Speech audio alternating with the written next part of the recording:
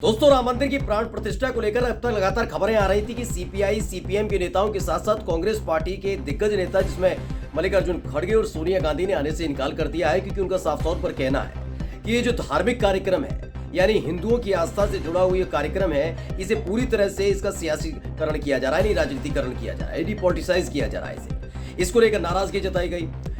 इसके फौरन बाद ही बताया गया, चाहे वो सीपीआई हो, सीपीएम हो, कांग्रेस हो, ये हिंदू विरोधी है, राम विरोधी है, ये भारतीय जनता पार्टी के तमाम नेता कह रहे हैं। लेकिन अब तक शंकराचार्यों के बारे में नहीं बोल पाए हैं, उन साधु संतों के बारे में नहीं बता पाए हैं जो लगातार मोदी को नसीहत दे रहे हैं कि अधूरे मंदिर का निर्माण नहीं, अधूरा जो मंदिर है उसकी प्राण प्रतिष्ठा नहीं होनी चाहिए।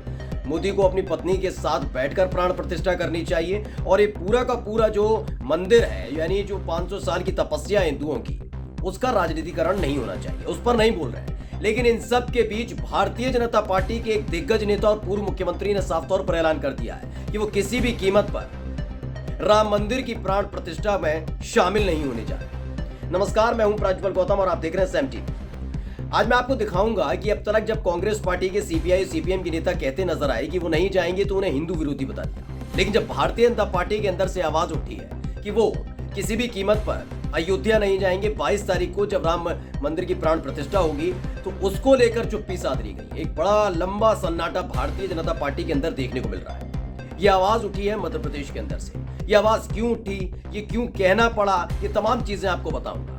दरअसल उन नेताजी का नाम है शिवराज सिंह चौहान। जी हाँ, मध्य प्रदेश के पूर्व मुख्यमंत्री, और उन्होंने साफ तौर पर कह दिया है कि वो राम मंदिर की प्राण प्रतिष्ठा में, यानी रामलला की प्राण प्रतिष्ठा में जो मोदी जी के हाथों 22 जनवरी को होनी है, उसमें शामिल होने नहीं जा रहे अयोध्या। सबसे पहले पढ़ लीजिए कि जो कहा गया है।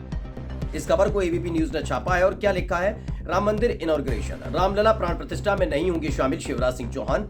आगे लिखा गया है साफ तौर पर कि मध्य प्रदेश के पूर्व मुख्यमंत्री शिवराज सिंह चौहान 22 जनवरी को भगवान रामलला की प्राण प्रतिष्ठा कार्यक्रम में शामिल होने अयोध्या नहीं जाएंगे। उन्होंने कहा कि 22 जनवरी को ओरछा के राम राजा सरकार के मंदिर जाकर राम धुन गाएंगे। ये मुद्दा, अगर आप ये सोच रहे हैं कि ये किसी भी तरह का ये मुद्दा है कि राम मंदिर नहीं जाना चाहते, अयोध्या नहीं जाना चाहते, ऐसा नहीं। ये सीधे तौर पर मोदी और शाह को चुनौती है, और ये इसलिए है क्योंकि लगातार उनका अपमान मध्य प्रदेश के अंदर किया जा रहा है। कैसे किया जा रहा है वो मैं लगातार आपको दिखा रहा हूं, लेकिन अपनी इस वीडियो में खासकर वो तमाम बयान शिवराज सिंह चौहान के आपको दिखाऊंगा जो पिछले 2 से 3 दिनों के भीतर वो लगातार दे रहे हैं। लेकिन उससे पहले बताता हूं कि क्या हुआ है अब तक। दरअसल 3 तारीख यानी 3 दिसंबर को पिछली साल जब आया था नतीजा, तो प्रचंड बहुमत की सरकार मध्य प्रदेश के अंदर भारतीय जनता पार्टी की बन गई थी। उसके बाद शिवराज सिंह चौहान को आगे नहीं किया गया, बल्कि मोहन यादव को आगे किया गया। हमारे चैनल ने दिखाया कि उनका चेहरा मायूस था, वो चेहरा लटका हुआ था।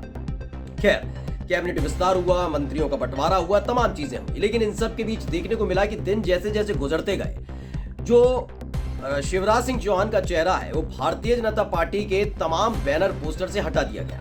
इसको लेकर हाल ही में उन्होंने अपनी चुप्पी तोड़ी है। क्यों तोड़ी है वो भी बताऊंगा, लेकिन सबसे पहले उनका एक बयान आप सुन लीजिए। खैर, सैम टीवी पर मैं आपको सुना चुका हूं, लेकिन फिर भी आप एक बार सुन लीजिए कि किस तरीके से उन्होंने बताया एक मुख्यमंत्री, मौजूदा मुख्यमंत्री में और पूर्व मुख्यमंत्री हो जाने में कितना बड़ा फर्क है। पहले सुनिए। मुख्यमंत्री हैं तो भाई साहब, आपके चरण तो कमल के समान हैं। कर कमल हो जाते हैं, चरण कमल हो जाते हैं, और बाद में नहीं रहे तो होर्डिंग से फोटो ऐसे गायब होता जैसे गधे के सिर से सींग। तो सुना आपने, शिवराज सिंह चौहान कहते हैं जब मुख्यमंत्री हुआ करते थे तो पैरों में कमल, हाथ में कमल नजर आता था, लेकिन पूर्व मुख्यमंत्री बनने के बाद बैनर पोस्टर से आपका नाम और चेहरा ऐसे गायब हो जाता है जैसे गधे के सिर से सींग। बात सिर्फ इतनी बार नहीं है। दरअसल हाल ही में मोहन यादव की सरकार में मंत्री हैं दिलीप अहिरवार। जब उनसे पूछा गया था कि पूर्व मुख्यमंत्री ने एक गांव गोद लिया था, उसके बारे में आप क्या कहेंगे, तो उन्होंने साफ तौर पर कहा था कि मौजूदा मुख्यमंत्री की बात करिए, पूर्व मुख्यमंत्री तो कुछ काम करते ही नहीं थे, वो गोद लेते थे और भूल जाते थे, इसलिए उनकी बात मत करिए, वो कोई काम नहीं करते थे। इसके बाद बाल संरक्षण आयोग के अध्यक्ष हैं मध्य प्रदेश के अंदर, वो बीजेपी के नेता भी हैं। उनसे सरकार से एक अपील की गई थी शिवराज सिंह चौहान की तरफ से कि बाल संरक्षण गृह को लेकर, लेकिन उन्होंने उल्टी नसीहत दे दी कि आपकी सरकार के वक्त गलत लोगों ने आप ही की कैबिनेट से एक प्रस्ताव पारित करा लिया था, इसकी वजह से ये सब हो रहा है। यानी नसीहत देते नजर आए शिवराज सिंह चौहान। लगातार बारी बारी और कदम कदम पर शिवराज सिंह चौहान को अपमानित किया जा रहा है। पहले बैनर पोस्टर से नाम हटा देना, चेहरा हटा देना, फिर दिलीप अहिरवार जैसे नेता बताएं कि वो नाकारा है, उन्होंने कोई काम नहीं किया, फिर बाल संरक्षण आयोग के अध्यक्ष हैं प्रियंका कानून को वो बताते हैं कि आपकी कैबिनेट यानी शिवराज सिंह चौहान की गलती की वजह से गलत लोग सक्रिय हो गए हैं बाल संरक्षण के लिए। ये तमाम चीजें ये बता रही थी कि कल तक जो नेता उनके इर्द गिर्द घुमा करते थे छोट भैया नेता, वो इतने बड़े हो गए हैं या उनके किसके इशारे पर लगातार शिवराज सिंह चौहान को नसीहत देते नजर आ रहे हैं। इतने दिनों से जो चुप्पी साध रखी थी शिवराज सिंह चौहान ने, अचानक क्यों बोलने लगे वो भी मैं आपको बताऊंगा। उत्तर प्रदेश के एक बड़े नेता है केशव देव मौर्य, महान दल के नेता हैं और समाजवादी पार्टी से इनका गठबंधन है। तो महान दल के जो अध्यक्ष हैं केशव देव मौर्य, उन्होंने एक बात लिखी है, वो पढ़ना बहुत ज्यादा जरूरी हो जाता है और उसके बाद दिखाऊंगा कैसे स्थानीय स्तर के नेताओं को सबसे पहले संकेत दिया था शिवराज सिंह चौहान ने। केशव देव मौर्य ने कहा कि शिवराज सिंह चौहान जी को जानबूझकर नाराज किया जा रहा है जिससे कि वो कांग्रेस में चले जाए।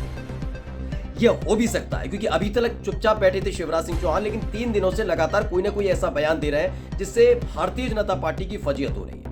पहले मुख्यमंत्री पूर्व मुख्यमंत्री के बीच का फर्क समझा देना, बैनर पोस्टर से चेहरा गायब हो जाने का दर्द छलक जाना और उसके बाद मोहन यादव सीधे तौर पर चैलेंज कर देना। वो वीडियो में आपको पहले मैं दिखा देता हूं जिसमें उन्होंने साफ तौर पर मोहन यादव की कैबिनेट से पास हुए पहले प्रस्ताव यानी ध्वनि प्रदूषण पर रोक वाला मामले पर अपने समर्थकों से कहा कि बैंड बाजा बजाइए, ढोल बजाइए, ताशे बजाइए, मैं यहाँ खड़ा हुआ हूं, कोई रोक कर दिखाया। यानी सीधे ताल ठोक दी थी मोहन यादव के खिलाफ। वो भी आप सुनिए। बैंड वाले नहीं तो तुम्हें अनुमति नहीं है क्या? नहीं हमारे कोई अरे बजाओ, मैं देखता हूँ कौन रोक रहा है। बैंड के तो बजाओ। हाँ बैंड का भी रहेगा। आप बैंड बजाओ, आप ढोल बजाओ, आप ताशे बजाओ, कोई रोक नहीं है। कोई रोकेगा तो मैं देखूंगा। बिल्कुल हमारा भी हमारी दुकान आंधी नहीं तूफान ये बयान और उसके बाद अब ये कह देना कि राम मंदिर की प्राण प्रतिष्ठा में शामिल नहीं होगा। अब कल तक ये देखने को मिल रहा था कि भारतीय जनता पार्टी के जो मध्य प्रदेश के नेता हैं उन्हें संकेत दे रहे थे, मोहन यादव को संकेत दे रहे थे कि अपमानित किया जा रहा है, इन्हें संभाल कर रखिए। लेकिन इन सब के बाद जब कोई असर नहीं पड़ा, लगातार उन्हें अपमानित किया जाता रहा, तो उन्होंने मोदी और शाह तक सीधे संदेश पहुंचाने का काम कर दिया है कि बीजेपी के लिए, मोदी के लिए, शाह के लिए राम मंदिर की प्राण प्रतिष्ठा बहुत बड़ा कार्यक्रम हो सकती है जिससे वो 2024 के लोकसभा चुनाव में इसका फायदा उठाए। लेकिन शिवराज सिंह चौहान किसी भी कीमत पर अपमानित होने के बाद राम मंदिर की प्राण प्रतिष्ठा में शामिल नहीं होने जा रहे हैं। ये संकेत उन्होंने दे दिया है। इसके बाद एक खलबली मच गई है क्योंकि जो पोस्ट आया ना केशव देव मौर्य का कि कांग्रेस में चले जाए, यही शिवराज सिंह चौहान, देखिए दोनों तरफ से अटक लड़ाई एक है कि मोदी शाह कहीं ना कहीं इस तरह का माहौल बनाया जा रहा है कि शिवराज सिंह चौहान खुद पार्टी छोड़ दें, जिसमें भगोड़ा घोषित कर दिया जाए, और दूसरी तरफ कांग्रेस उनको तोड़ के ले जाए तो इन्हें गद्दार करार दे दिया जाए। लेकिन वो देख चुके हैं ज्योतिरादित्य सिंधिया ने जब कांग्रेस से बगावत की थी और बीजेपी में गए थे तो किस तरीके से उनके नाम के पीछे और उनका इस्तेमाल गद्दार वद्दार जैसे शब्दों का इस्तेमाल किया। इसलिए वो चाहते नहीं है कि भारतीय जनता पार्टी में शुरुआत से रहने के बावजूद वो अपनी मर्जी से जाए। वो चाहते हैं कि हालात ऐसे पैदा हों, संकेत ऐसे दिए जाए कि खुद बीजेपी की तरफ से उन्हें बाहर किया जाए, जिसके बाद वो अपने समर्थक जब लेकर जाएंगे तो मध्य प्रदेश के अंदर सरकार अल्पमत में आ सकती है और पूरा जो माहौल है, भावनात्मक माहौल शिवराज सिंह चौहान के लिए बना हुआ है पहले से, वो और ज्यादा बन जाएगा। यानी दोनों तरफ से सीधे तौर पर चट्टान की तरह लड़ाई चल रही है। जो अब तक राजस्थान के अंदर देखने को मिल रहा था, वही हालात शिवराज सिंह चौहान ने तकरीबन 1 महीने बाद पैदा कर दिए। नमस्कार। सब्सक्राइब करें साम टीवी, क्योंकि हम आ गए हैं अब आपके बीच, दिखाएंगे सत्ता के वादों और अपराधियों के एक एक कारनामे की हकीकत। और हाँ, अगर आपके पास भी हो कोई ऐसी खबर तो कमेंट करके हमें बताएं, क्योंकि बिना डर और दबाव के हम दिखाते हैं हर एक खबर डंके की चोट पर।